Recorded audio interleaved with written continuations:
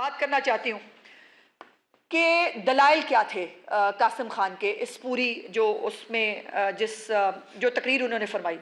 उनकी वाहिद दलील ये थी कि जी मेरा बाप जेल में है और उनके खिलाफ इंसानी हकूक की खिलाफ वर्जियाँ हो रही हैं। मेरा ख्याल है कि कासिम खान साहब की मुझे तारीख़ पैदाइश एग्जैक्टली तो नहीं पता, लेकिन 2019 में मेरा ख्याल है दूध पीते बच्चे तो नहीं होंगे कासिम खान साहब।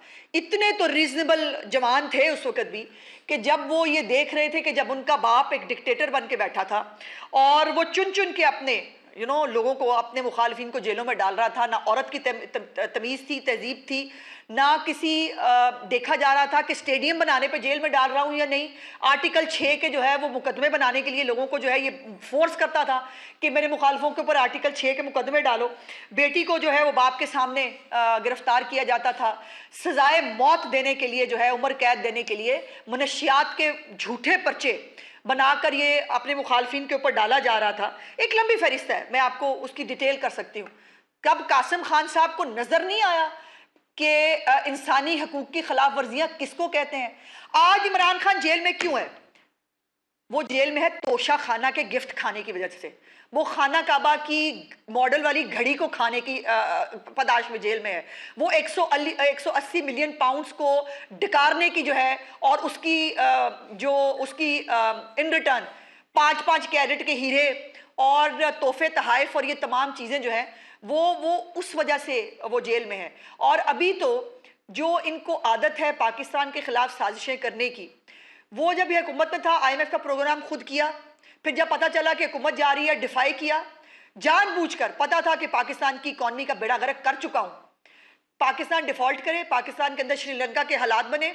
उस वक्त श्रीलंका का चूंकि ये वाकया सब चल रहा था, डिफाई किया, वो प्रोग्राम तोड़ा। पाकिस्तान की रियासत को जो है वो घुटनों पर आकर IMF के साथ प्रोग्राम करना पड़ा पाकिस्तान को डिफॉल्ट से बचाने के लिए।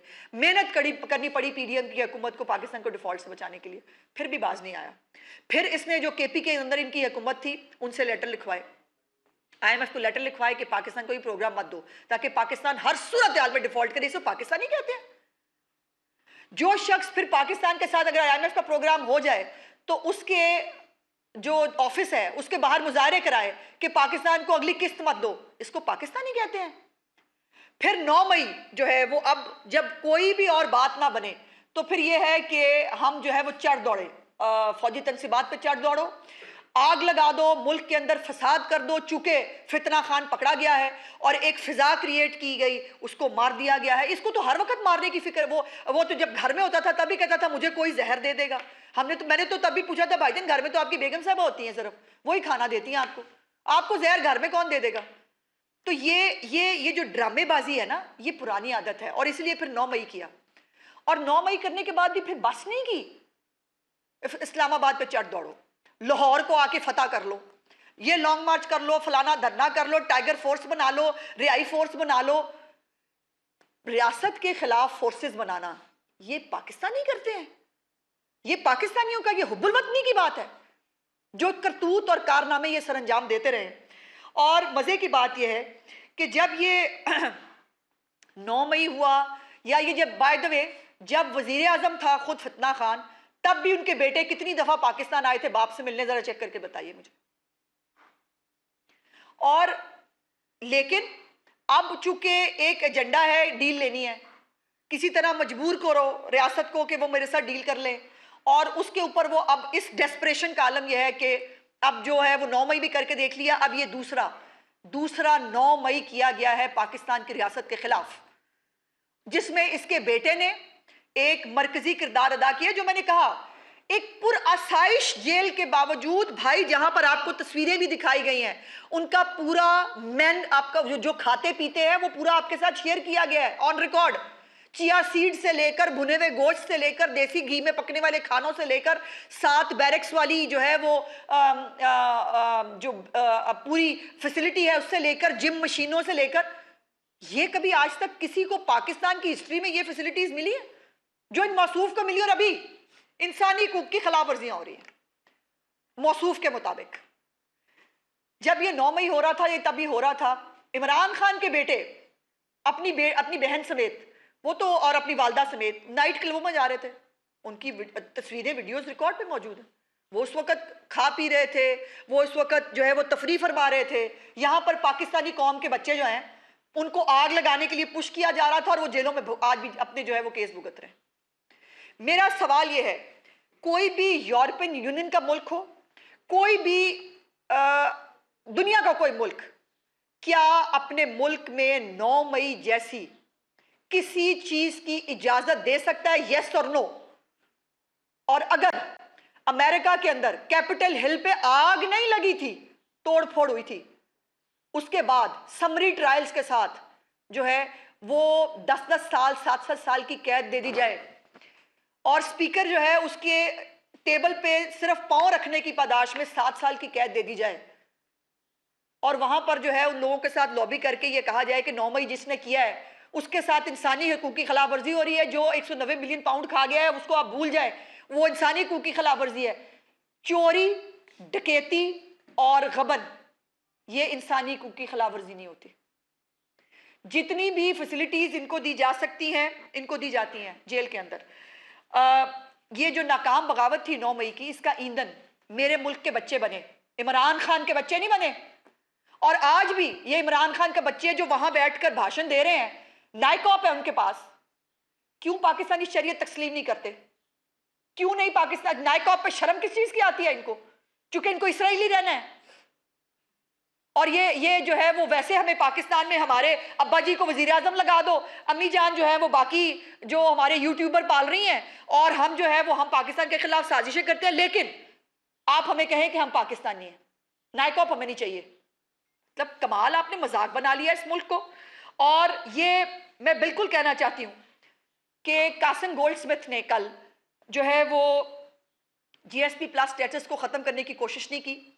उसने पाकिस्तान के ऊपर एक दोबारा 9 मई किया है, एक मुआशी तकरीबकारी की है ताकि पाकिस्तान को मुआशी तौर पर नुकसान पहुंचाया जाए। और अफसोस की बात यह है कि हसीन इत्तफाक है कि यही एजेंडा इंडिया का भी है। इंडिया भी चाहता है कि पाकिस्तान मुआशी तौर पर जो है मुस्तहकम ना हो।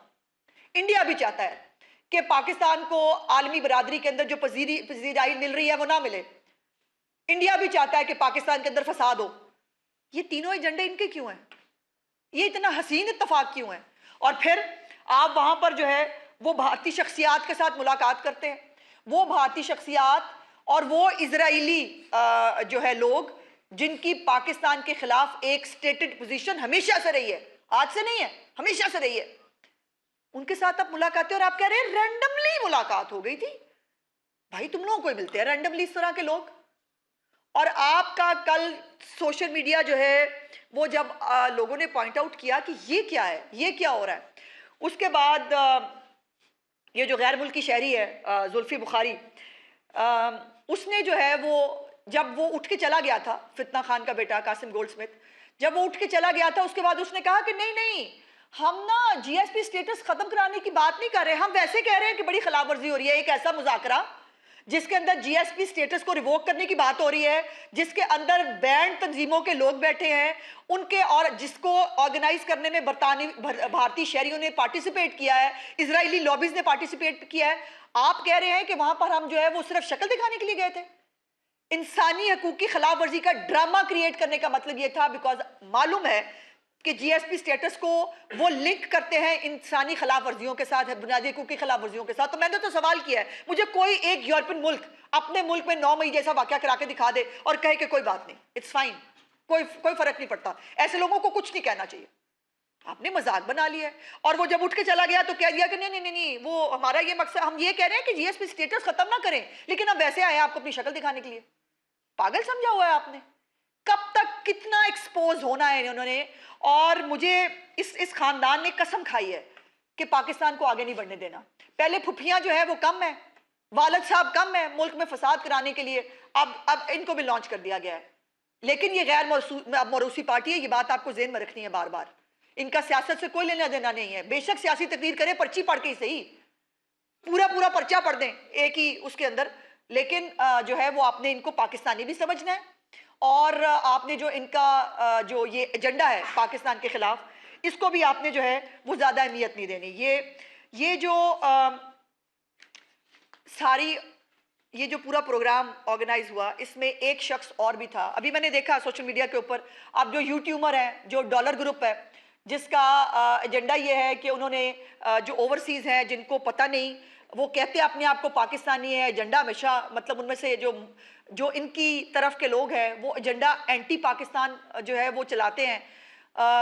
अल्लाह जाने उन्होंने कभी पाकिस्तान आना है कि नहीं आना, लेकिन उनकी डिक्टेशन पाकिस्तान में चलनी चाहिए। मतलब कमाल बात है कि रहना असी बाहर है, कमाने हमने डॉलर पाउंड है, लेकिन हम बताएंगे कि हमारे मुल्क में जो है ना पाकिस्तान में क्या होगा। और उसी में इसी जो है वो डेलीगेशन के अंदर बानी पीटीआई का कजन डॉक्टर उस्मान जो है वो भी शामिल था।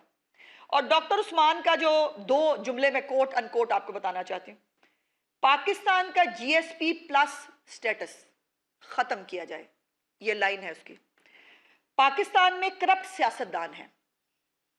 मेरे ख्याल है डॉक्टर उस्मान साहब बताना चाह रहे थे कि मेरा एक कजन है जो करप्ट है, और इतना करप्ट है टू द कोर कि वो खाना काबा की घड़ी भी बेच के खा जाता है, जो अपनी बीवी को भी जो है वो इस्तेमाल करता है पैसे कमाने के लिए, जिसका आज तक जराए आमदन किसी को नहीं पता, जिसको आज तक कई दफा हमने पूछा। एक जरा मुझे फोन दीजिएगा मेरा, कि जो इलेक्शन कमीशन के अंदर जो गोशवारे जमा होते हैं हर साल हम सब लोग जमा कराते हैं, उसके अंदर इमरान खान ने जो 2018 में 38.7 मिलियन 38.7 मिलियन के गोशवारे असासे जो है वो डिक्लेयर किए थे 2018 में वजीर आजम बनने से पहले।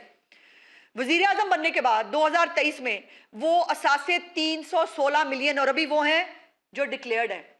ये 316 मिलियन भाईजान कौन सी मतलब फैक्ट्री है मौसूफ की, केड़ा कारोबार करते हैं वो, जिससे ये इतना बड़ा राइस जो है ये उसके जराए आमदन में आया। तो वो डॉक्टर उस्मान मेरा ख्याल है अपने कजन के करतूत वहां बता रहे थे कि चूंकि मेरा कजन बहुत करप्ट है और वो उस मुल्क में होता है, इसलिए इसका जीएसपी स्टेटस खत्म कर दे। भाई तुम्हारा कजन है, उसकी सजा पाकिस्तान को तो मत दो, और ये बाहर बैठ के हमें मत बताओ कि पाकिस्तान के लिए क्या जरूरी है। तुम्हारी डिक्टेशन ना तुम्हारे कजन के लिए थी, ना तुम्हारी डिक्टेशन चाहिए। और अब ये कहना कि पीटीआई क्या जो है वो इससे लेना देना नहीं। कासिम ने ये तो नहीं कहा कि जीएसपी स्टेटस खत्म कर दिया जाए। कासिम वहां करने क्या गया था? कोई कमेटी पार्टी थी वहां, या वो वहां पे कोई मतलब वो चाय पीने के लिए गए थे? वो रिवोक करने के लिए एक तकरीब जो है वो उसके ऊपर डिस्कशन जो है वो रखी गई थी, जिसके साथ मैंने बताया कि जिसमें बैंड ऑर्गेनाइजेशन के लोग मौजूद थे। ये वहां बैठ के और क्या करने के लिए गया था? और वहां पर इंसानी हकूक का रोना, बुनियादी इंसानी हकूक की खिलाफ वर्जी का रोना इसलिए था बिकॉज जीएसपी स्टेटस जो है वो उसके साथ लिंक करती है यूरोपियन यूनियन। तो ये मतलब जो है ना, इसको इस तरह से बातों को अब ट्विस्ट करने से बात नहीं बनेगी। वो डॉलर खोर हैं।